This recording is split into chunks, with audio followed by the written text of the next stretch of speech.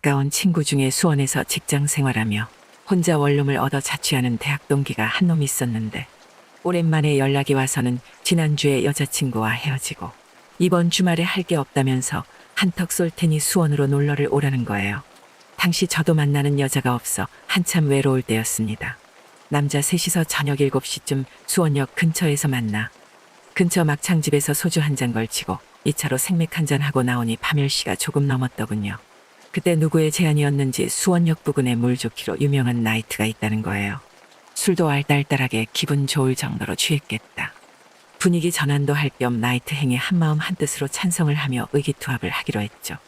그래서 수소문 끝에 수원에서 가장 유명하다는 나이트 클럽을 찾아갔는데 나이대가 어느 정도 있긴 했지만 나름 노는 물이 괜찮은 나이트였어요. 우린 일반 테이블에 앉은 적이 거의 없어요. 보통 일반 테이블과 부스 그리고 룸이 있으면 보통 부스 아니면 룸을 갔죠. 왜냐하면 일반 테이블은 웨이터가 신경을 안 써주고 부킹이 잘 되지 않기 때문이었죠.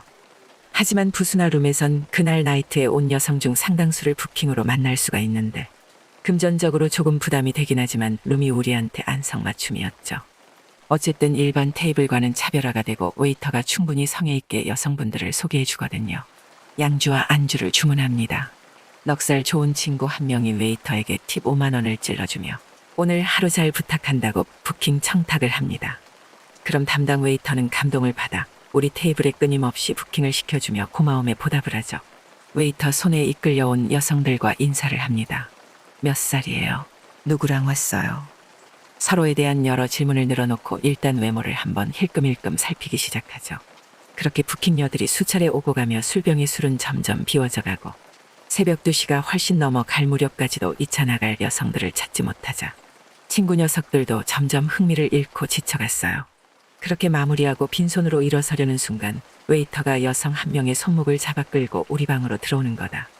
이게 정말 마지막 기회구나 싶었다. 하필이면 내 옆자리에 앉는다. 술기운에 몸과 마음이 지쳐 있었지만 최대한 밝은 표정과 긍정적인 말투로 이야기를 하며 오늘 그녀 일행과 좋은 인연이 되고 싶다고 어필했다. 그녀가 그냥 나가버릴까봐 전전긍긍하고 있었다. 나에게 주어진 임무가 막중했다. 무슨 말이든 해야 했다. 하지만 무거운 부담감 때문이었을까. 내 입 밖으로 튀어나와 그녀의 귓가에 꽂힌 나의 멘트는 참담했다. 뭐 좋아하세요? 주어가 빠진 불완전한 질문에 잠시 정적이 흘렀다. 그녀가 내 귓가로 다가오며 속삭인다. 딱히 좋아하는 건 없는데 오늘부터 너 좋아해도 돼. 순간 뭘 잘못 들은 건가 내 귀를 의심했다. 그래서 어떤 대답을 해야 하지 당황스러웠다.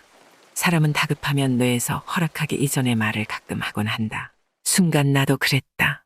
그럼 지금부터 나도 너 좋아할래. 만족스런 대답을 들었는지 그녀가 엷은 미소를 띄운다. 내가 맘에 드나 보다. 그때부턴 일이 잘 풀릴 거라 직감했다. 결국 그녀 일행과 2차를 나갔다. 치킨 호프집에서 맥주를 한잔하며 화기애애한 분위기로 이어졌다. 시간은 빠르게 지나가고 있었다. 빈 맥주병이 제법 쌓여나가고 있을 때는 이미 새벽 5시를 향해 가고 다들 고주망태 직전까지 갔다. 드디어 원하는 짝과 함께 헤어질 시간이 다가온 것이다. 2차를 계산하고 나오면서 난 자연스럽게 그녀와 함께 택시를 탔다. 홈런각이다. 이게 대체 얼마만인가? 입가엔 절로 미소가 번진다. 멍청하게 웃고 있는 날 쳐다보며 그녀가 씩 웃더니 말을 건넨다. 비싼 돈 들여 딴 데 갈 필요 없이 자기 집이 여기서 10분 거리니깐 집으로 가자고. 마음 씀씀이도 외모만큼이나 참으로 착하다.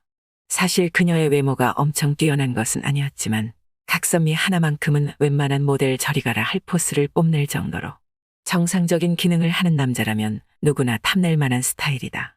얼굴 첫 대면한 지 불과 3시간 만에 그녀의 집으로 가게 된 것이다. 다음 날 늦은 밤까지 함께했다. 점심때 일어나 짬뽕 한 그릇하고 집에 오려는데 그녀가 날 붙잡았다. 자기랑 더 놀아주고 가라고. 그리고 그녀가 먼저 사귀자고 고백했다.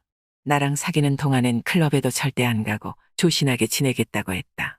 첫 만남의 장소가 클럽이긴 했지만 나도 외로운 처지였던지라 그녀를 놓치고 싶지 않았다. 더군다나 원룸에서 혼자 자취하는 여자라면 나로선 더할 나위 없이 괜찮은 조건이었기 때문이다. 그렇게 만난 지만 하루 만에 본격적인 연애가 시작됐습니다. 여친이 혼자 자취를 하다 보니 몇 개월간 거의 동거하다시피 지냈어요. 마치 부부처럼 붙어 지내며 주위의 부러움을 살 만큼 예쁜 사랑을 키워나갔습니다. 하지만 그녀는 무슨 모임이 그리도 많고 술도 어찌나 자주 마시고 다니는지. 집에 일찍 들어오면 안 되냐, 술 좀 자제해라 몇 마디 했더니 신랑도 아니고 여친한테 무슨 잔소리를 그렇게 하냐며 그 문제로 싸우고 또 화해하고 얼마 가지 못해 똑같은 패턴으로 또 싸우고 서로에게 점점 지쳐가고 제가 잘못한 일이 아닌데도 그녀 기분을 풀어주기 위해 항상 내가 고개 숙이며 달래줘야 했습니다. 사귄 지 넉 달도 채 안 돼 다툼이 더 심해지고 여자친구는 나 때문에 자신의 삶이 구속받고 억압받는다는 생각이 점점 커져 스트레스를 하더군요. 그리고 한 달쯤 뒤에 제가 프로젝트로 바빠서 며칠 동안 여자친구와 못 만난 적이 있었는데 그때 저 몰래 나이트에 갔던 모양입니다. 제 친구가 연락이 왔더군요. 내 여자친구가 클럽에서 다른 남자랑 놀고 있다면서요. 너 여자친구 클럽에서 엄청 유명한 죽순인 거 모르고 만났어. 너 이제 그만 정이랑 헤어졌으면 좋겠다. 언짢게 듣지 말고 애초에 너랑 어울리는 애가 아니었어. 다 너를 위해서 하는 소리야. 그날 여자친구의 지저분한 과거에 대해 알게 되었죠. 그녀와 7개월간 연애 끝에 결국 이별하게 되었고 저는 얼마 뒤 회사에서 해외 지사로 발령이 나 좋은 기회로 받아들이고 홍콩으로 출국했습니다. 주말에 쉬고 있는데 형한테서 연락이 왔다.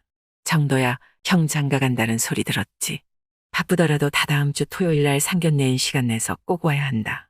내 하나뿐인 형수 될 사람 얼굴을 몰라서야 되겠냐. 그럼 아무리 바쁘더라도 형 상견례 자린 참석을 해야지. 안녕하세요. 저는 올해 31살 외국계 기업에 근무하는 회사원입니다.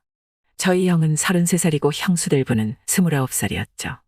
평소 공부밖에 모르던 형이 30살이 훨씬 넘어서야 제대로 된 여자를 만나 연애를 시작하게 된 겁니다. 직장 동료의 소개로 형수 될 분을 소개받아 약 7개월가량 교제하면서 두 분 다 여행이 취미라서 몇 차례 해외여행을 다녀왔는데 애가 덜컥 생기는 바람에 급하게 결혼 날짜를 잡게 되었습니다. 그래서 제가 귀국해서 상견례 자리에 참석하게 되었죠. 그런데 정말 믿기지 않은 일이 벌어지고 말았습니다. 친구들과 술 한잔하고 수원역 근처 나이트클럽을 갔다가 만나 7개월 가까이 동거동락을 했던 클럽 죽순이 그녀였습니다. 한마디로 형수 될 여자라고 소개받은 여자가 저의 전 여친이었던 겁니다. 그 순간은 둘 다 너무 당황했지만 상견례는 잘 마쳤습니다. 그 뒤로 형수 될 분에게 카톡이 수차례 오더군요. 우리 사이 비밀로 해달라고, 아무런 말도 하지 말아달라고요. 일단 알았다고 했지만 지금 이 상황이 너무 당황스럽고 받아들이기가 힘듭니다. 순진하기만 한 형이 불쌍하고 나중에 결혼하고서도 예전처럼 그러지 말란 법이 없지 않겠습니까? 형의 인생이 걸린 문제인데 너무 괴롭습니다. 저희 형은 대학 졸업과 동시에 행시에 합격해 현재 기획재정부에서 일하는 유능한 공무원이에요. 솔직히 같은 남자인 제가 봐도 형은 능력도 외모도 모두 출중합니다. 훈남 스타일에다가 부모님이 형 장가갈 때 준다고 성남 쪽에 5억 조금 넘는 아파트도 미리 장만해놨는데 누가 봐도 1등 신랑감이죠. 그런 형이 결혼을 하겠다고 데려온 여자가 글쎄 클럽 죽순이의 동생의 전 여친이란 겁니다. 더군다나 술 담배는 기본이고 남자도 엄청 밝혀대는 해픈 여자였는데 그렇게 문란했던 과거를 숨기고 청순한 현 모양 저 스타일인 척하며 형 옆에 있는 모습이 끔찍하기까지 하네요. 아무튼 형의 아이까지 임신한 상태에서 과거를 들춰내기도 쉽지 않고 그렇다고 그녀의 과거를 내가 뻔히 알고 있는데 이 결혼을 마냥 축하해주는 게 맞는 건가 싶어요.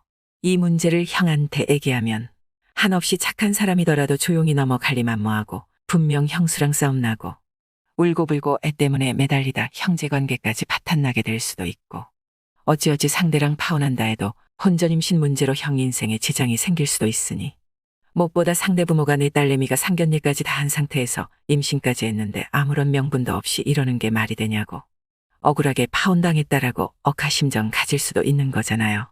그러니 만약 밝힐 거면 저희 집안과 상대 부모도 알아야 하고 저하고의 관계도 만천하에 밝혀져야겠지요. 어떤 선택을 내리는 게 좋을까요?